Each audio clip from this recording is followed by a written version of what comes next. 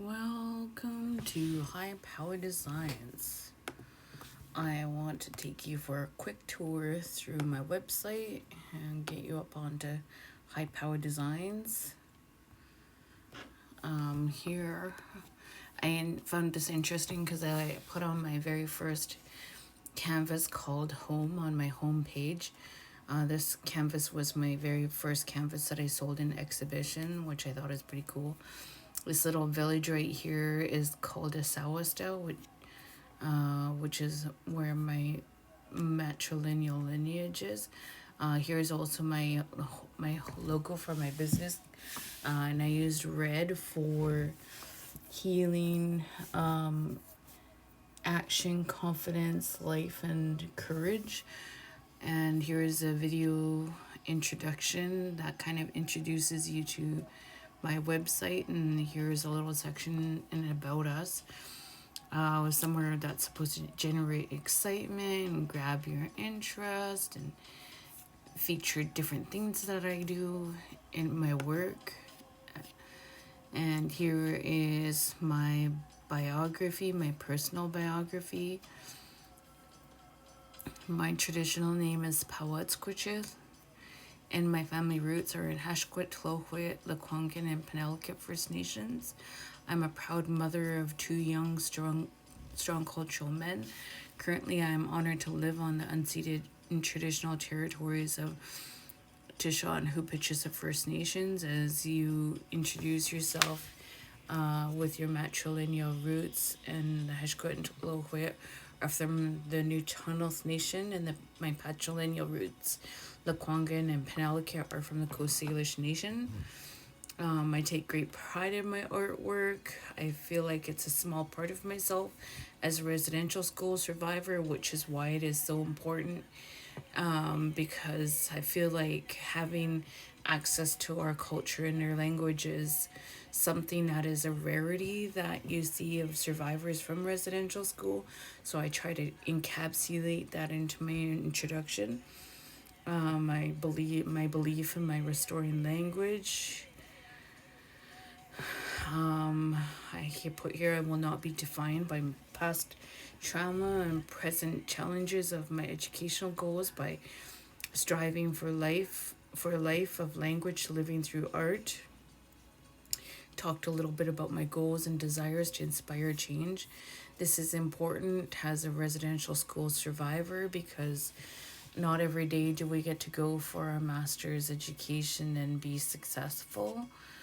Lots of people struggle with their own social determinants of health, and so my art has been kind of my saving grace as a residential school survivor.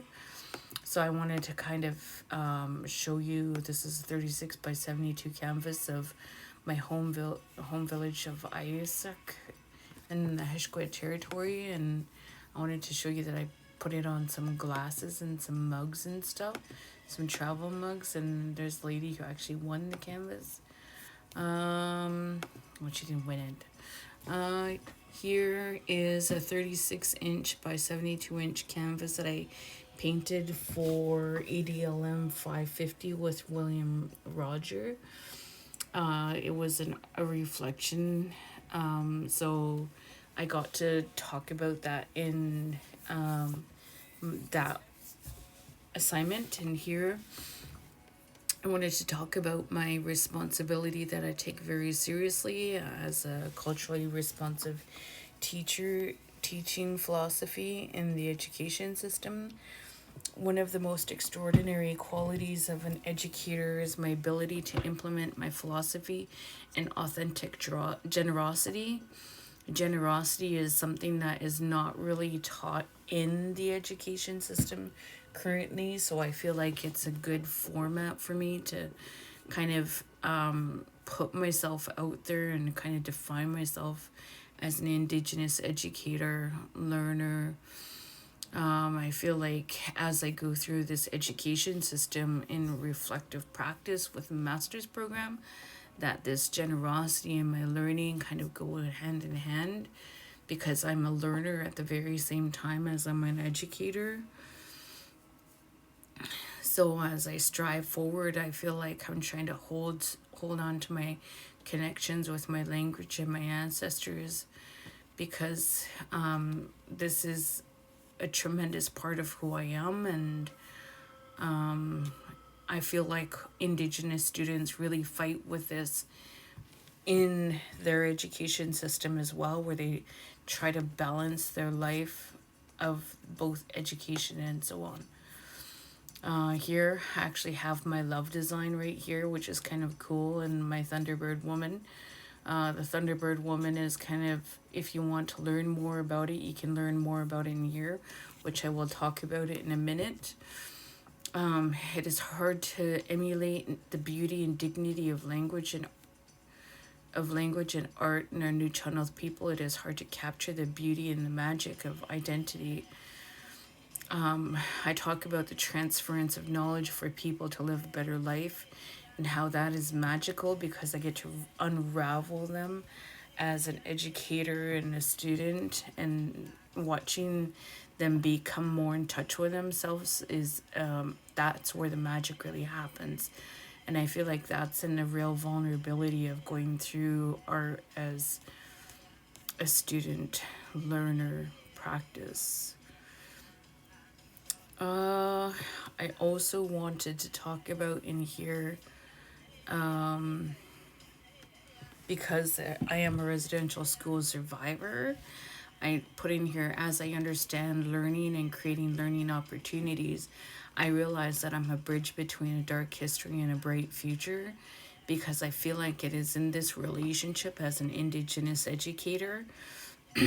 One of the first steps to creating art is intrinsically creating space and dialogue for openness for students to engage in their comfort level. So I wanted to take you through this toggle. It's kind of cool because in here, if you look at it, it takes you to the Hush. It's a news article that they have done with our school, with them showing some images of the students actually practicing doing the art at the high school and what they've gained out of it. So that's the 2D canoe that we had created, and so it's kind of something cool that I wanted to attach with this, just kind of give you a little bit of because it is such a big thing that I have strong feelings for people healing from hundreds and hundreds of years of trauma that we're in this education system presently. And here I have my photo voice montage, the reflective practice through worldview, and they're both attached and they're both active, so you can go in there and take a gander and listen to them as well. I won't do that with you today because I just feel like I want to take you through this at the same time.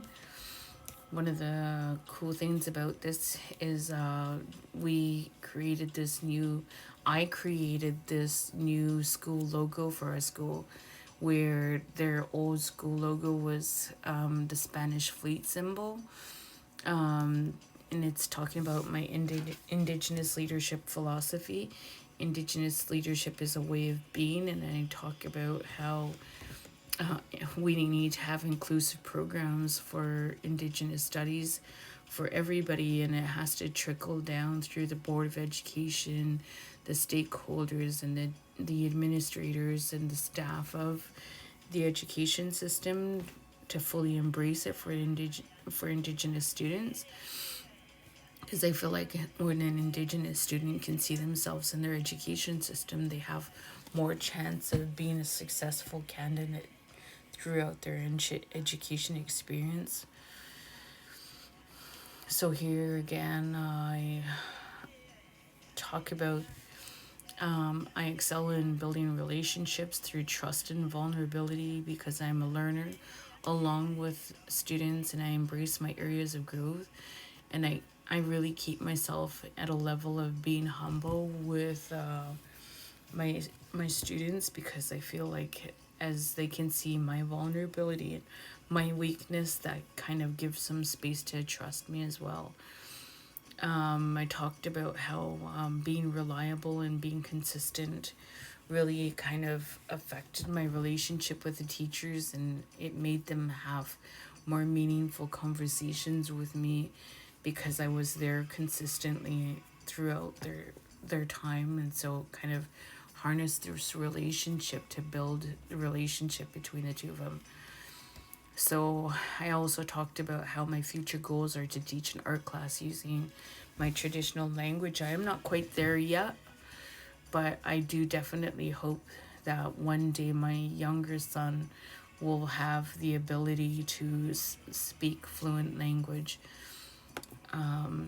So I think that was a pretty cool thing to talk about.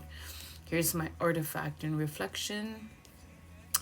I talk about being honored to do a presentation at the professional day with the ADSS staff, and I talked about how we did murals there, and I talk about how oral history kind of is a big foundation for teaching at the school, and how kind of brings the whole format, and just by arising from provoking in viewers intuitive connections, art can bring together unconscious and conscious knowledges in forms that embody memory, perception, emotions, and kinetic. So I feel like the transference of knowledge using oral history with art as a paradigm creates new pathways for learning for everyone. It's a new way of thinking. And so over here, I had another learn more toggle that you can look at, and it kind of has another article that you can go through, and it talks about the building community mural that I did with the funding from First Peoples Cultural Council through the Aboriginal Youth Engaged in Arts program. And you can kind of see me teaching the students how to paint and so on and so forth.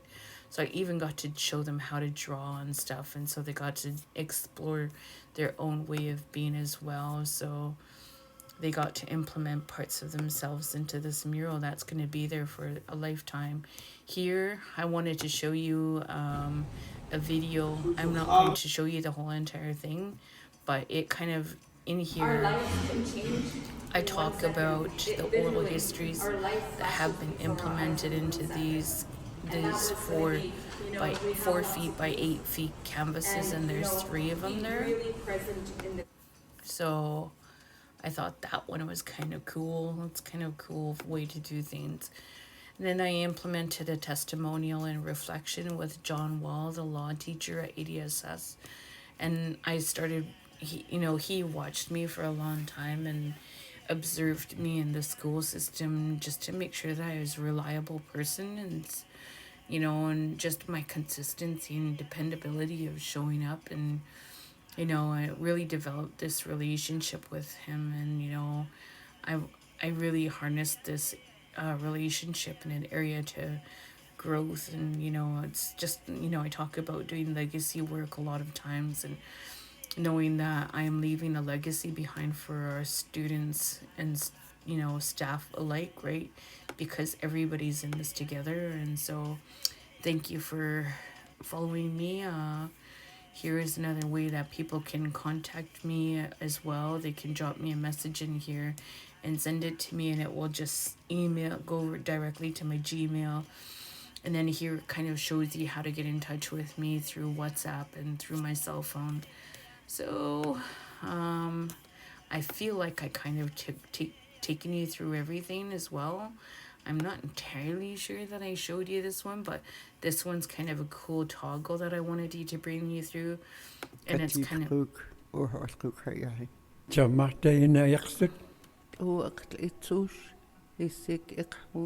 So it's just a kind of cool way to show you, up here you can go into your own language, and that can have like Dene and so on and so forth, and Cree and whatever. And so I just wanted to make sure that everybody had the opportunity to check these out and, have a gander around. Thank you for joining me.